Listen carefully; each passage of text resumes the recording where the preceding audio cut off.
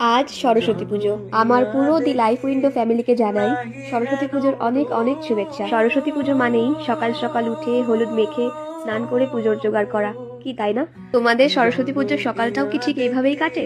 কমেন্টে জানিও কিন্তু। অন্যান্য বছরের তুলনায় এবছর তুলনামূলক ঘুম থেকে উঠতে একটু দেরি হয়ে গেছিল আমার, কারণ আগের দিন রাতে কিছু এডিটিং এর কাজ পেন্ডিং ছিল, তো সেগুলো কমপ্লিট করে করে ঘুমোতে বেশ দেরি হয়ে গেছিল। তাড়াহুড়ো করে হলুদ মেখে স্নান করে এসে দেখি ছোট মা বেশ অনেকখানি পুজোর জোগাড় এগিয়ে ফেলেছে। আমি আসার পর যে টুকটাক জোগাড়গুলো বাকি ছিল ছোট মার হাতে হাতে সেগুলোই করছিলাম। তবে না, বেশ একটু খারাপই লাগছিল, কারণ প্রতি বছর বেশ দুজন মিলে সবটা করি।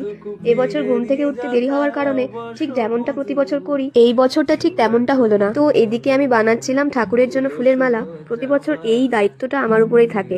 মালাটা বানানোর পর দেখছি একটু ছোটই হয়ে গেছে, আর একটু বড় হলে আর একটু ভালো লাগবে। সেটাকে যেহেতু আর বড় করার কোনো স্কোপ ছিল না, তাই সেটাই পরিয়ে দিলাম। এখন ঘড়ির কাঁটাই বাজে প্রায় 9টা। পুরোহিত মশাইয়ের আসার কথা ছিল 8:30-তে। তো আমাদের এদিকে জোগাড় যন্ত্র সবটাই কমপ্লিট, তিনি এখনো আসেননি। আমরা এখানে বসে বসে পুরোহিত মশাইয়েরই আসার অপেক্ষা করছিলাম। আর এই লক্ষ্মী পুজো, সরস্বতী পুজো এই দিনগুলো করে মনে হয় এইটা সকলের বাড়িতেই হয়ে থাকে, কি তাই না? তো এখন ঘড়ির কাঁটাই বাজে প্রায় 9:30 মতন। তো এখন পুরোহিত মশাই আসলেন আর শুরু হলো পুজো। তো তোমাদের এবছরের সরস্বতী পুজোর সকালটা ঠিক কেমন কাটলো জানিও।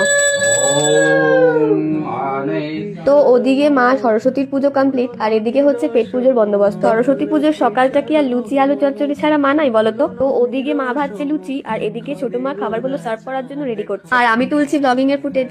এটা যদিও বলতে হবে না, তোমরা জানোই। না তো তোমাদের সবটা দেখাতে আমি বা কি করে। ব্লগিং শুরু করার পর থেকে একটা জিনিস আমার কাজের মধ্যে অ্যাড হয়েছে। তো এদিকে আমার দুটো বান্ধবী এসেছিল মা সরস্বতীর কাছে অঞ্জলি দেওয়ার জন্য। তো ব্রেকফাস্টের পর্বটা এবার চটপট সেরে নেওয়া যাক, কারণ একটু পরেই আমাকে আবার রেডি হতে বসতে হবে। দুপুরবেলা ঘুরতে বেরোনোর একটু প্ল্যান রয়েছে, ফ্রেন্ডদের সাথে কলেজে আবার আমাদের খাওয়া দাওয়াও রয়েছে। তো সেই পার্টটা নিয়ে আমি নেক্সট ব্লগে আসছি। পেজটা অবশ্যই ফলো করে রেখো, না হলে কিন্তু মিস করে যাবে। এমন লুক ক্রিয়েট করলাম না করলাম, বা কোথায় কোথায় ঘুরতে গেলাম, আর কলেজের খাওয়া দাওয়াতে কি কি মজা করলাম না করলাম, সবটা নিয়ে আসছি। তো সরস্বতী পুজোর সকালের ব্লগটা শেষ করছি এখানেই। দেখা হচ্ছে নেক্সট পার্টের ব্লগে। তার জন্য কিন্তু পেজটাকে অবশ্যই ফলো করে রাখতে হবে।